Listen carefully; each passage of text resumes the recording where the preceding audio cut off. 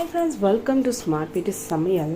Actually பார்த்தீங்கன்னா இன்றைக்கி வெறும் புளி சாதம் தான் செஞ்சேன். ஸோ புளி சாதம் செஞ்சுட்டு வாழைப்பூ வடைக்கு காலையிலேயே அரைச்சி வச்சிட்டேன் மாவை.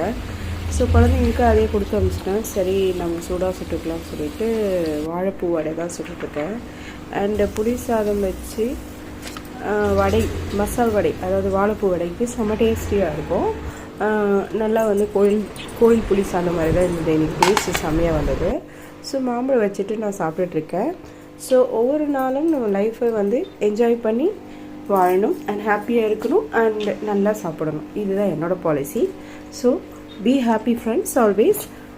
அப்புறம் எங்கள் பொண்ணுக்கு ஒரு பேக் ஆர்டர் பண்ணி வச்சுருந்தோம். அதனால் பேக் வாங்கியிருந்தோம். அவளுக்கு பர்பிள் கலர் தான் பிடிக்கும்.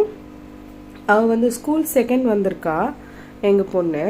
ஸோ அவளுக்கு ஒரு கிஃப்டாக பேக் வாங்கி கொடுத்தாச்சு. ஸோ நல்லா இருந்துச்சு. ஃப்ளிப்கார்ட்டில் தான் ஆர்டர் பண்ணியிருந்தோம். ஸோ பிடிச்சிருந்தா லைக் பண்ணுங்கள், ஷேர் பண்ணுங்கள், சப்ஸ்கிரைப் பண்ணுங்கள் ஃப்ரெண்ட்ஸ். பாய். நெக்ஸ்ட் மீட் பண்ணலாம்.